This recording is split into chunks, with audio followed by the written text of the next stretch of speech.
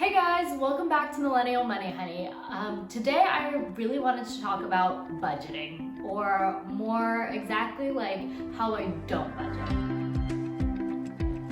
So I've tried a lot of different ways of budgeting, from zero-based budgeting, which is where you give every single dollar a job. That just has never worked for me. I've been in periods of my life where I actually freelance and my income is unknown and unsteady, which means it's hard for me to plan exactly how much I'm going to spend every month. And I've just found that it's like extremely restrictive personally for me. I know a lot of people in the debt-free community and just generally love the zero-based budgeting method, but it just has never worked for me. So there are apps like You Need a Budget, which are based on zero-based budgeting, and a lot of people who use templates use the zero-based budget. And then I've also tried to use apps like Mint, which is an amazing free tool that allows you to categorize all of your different types of expenses and assign a dollar amount. It doesn't start from a dollar amount going down to zero, but it just allows you to allocate a certain dollar amount to every different type of category, from groceries to car to Ubers, drinks, food, etc.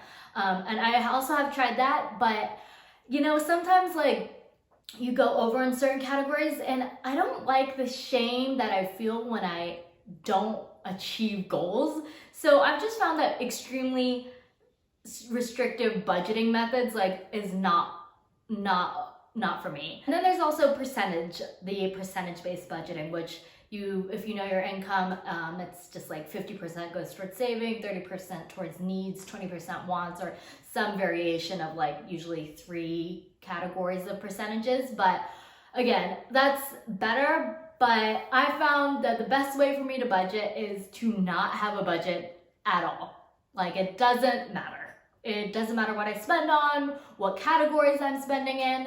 So I just wanted to take a deeper dive into my actual spreadsheet that has allowed me to anti-budget, to not budget. And that is using my money tracker spreadsheet, which is completely free and available to download. I'll drop a link below and you can download and make a copy of my budgeting spreadsheet for yourself.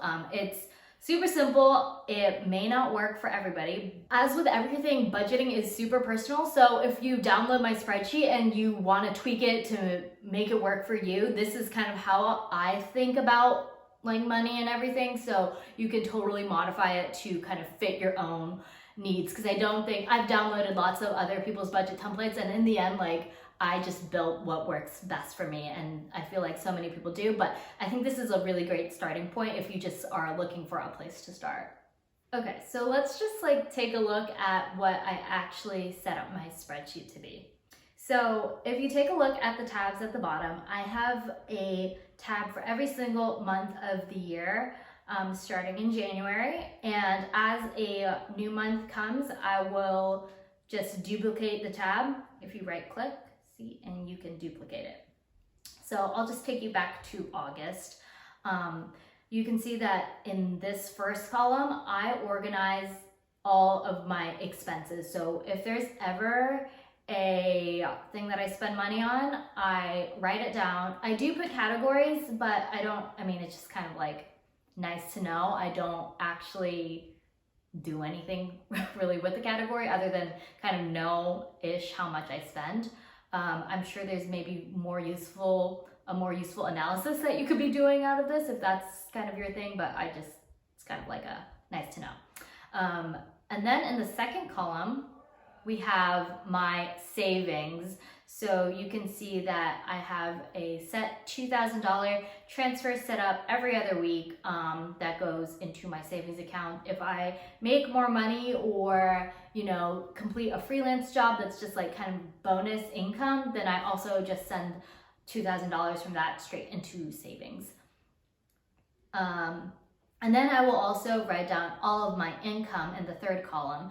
So you can see it's whether I have it, whether it's interest, a paycheck, resale, freelance, cashback, or Millennial Money Honey. And then in this final column, that breaks down my income total, my expense total, my savings rate, and my actual savings. And the savings is not pulled from the savings column over here. It actually will is just like income minus expenses.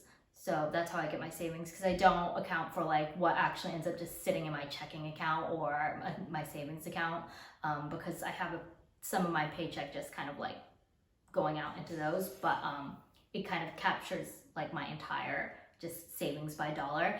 And then over here also in the totals column, I do have all the categories. So I can just look and see, oh, I spent $230 on work this month and $230 on shopping. Just things like that. And then brokerage, this savings source total pulls from the savings column itself, and just anything left over is what stayed in checking. You can also see I have everything set up in this pretty little donut chart. So expense percentages, savings percentages, and then income percentages. So you can see this month mostly it was from 76% was from my paycheck, and then like 22.6% from freelance, and then just all the other little items.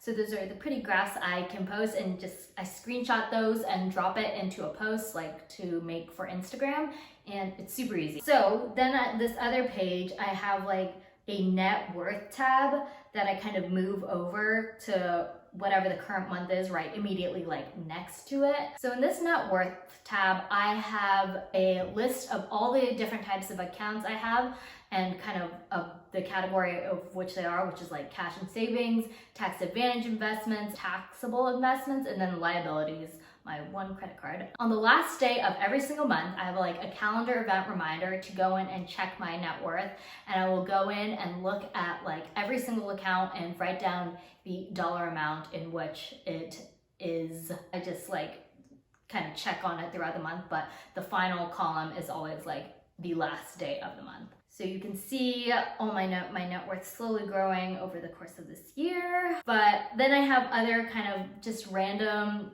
information, like I keep track of my 401k contributions, my IRA contributions. Especially, I think it's important to keep track of your yearly Roth IRA contributions. So like Roth IRAs work, and I can go into like a whole other video about this itself, but essentially you should keep track of your initial investments in your Roth IRA just so you know when you can draw down on them, because you won't be penalized if your initial investment amount sits there for 5 years.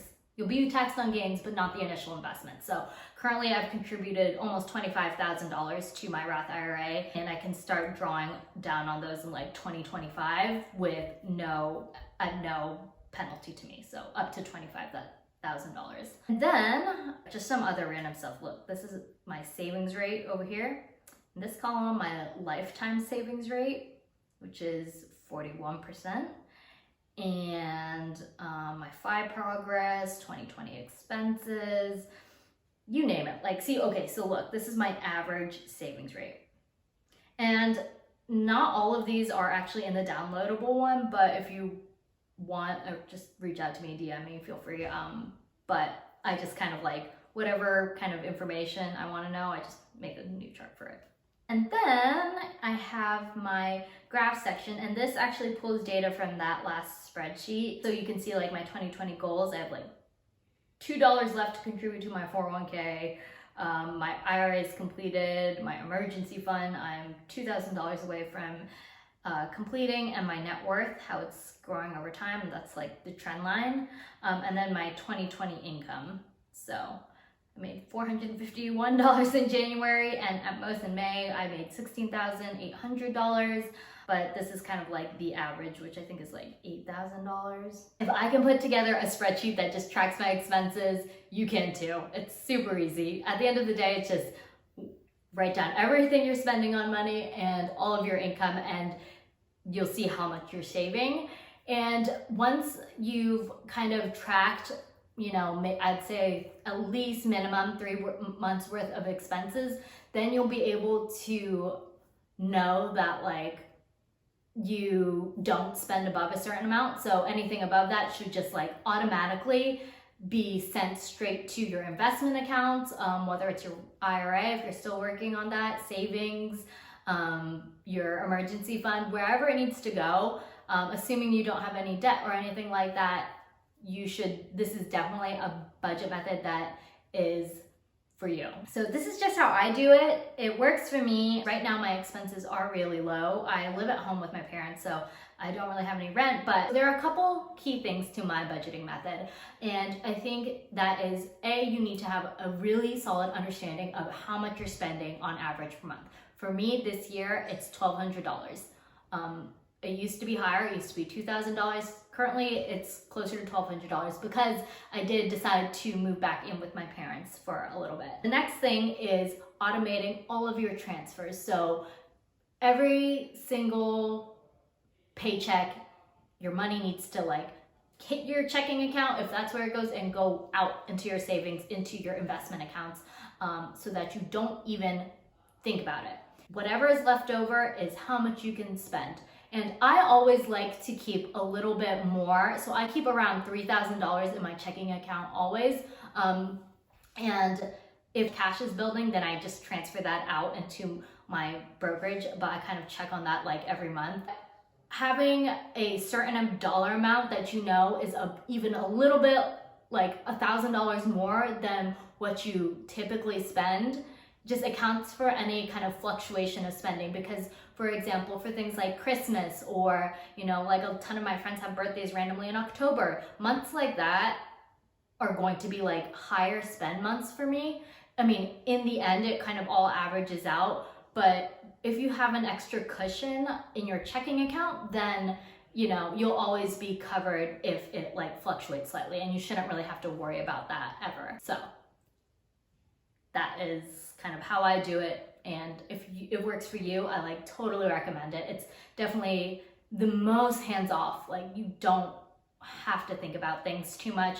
You don't have to like go back in. You need to track your expenses, of course, but like you don't need to like obsessively like only $200 for this, only $300 for this. Again, as I said before, all budgets are extremely personal. Hopefully you can find a budget that works for you, and I would love to see like how you guys actually set up your own systems. Again, I'll leave this spreadsheet and link it directly to the download page from my website. And if you like this video, like and subscribe, and I'll see you guys next week for more Money Honey.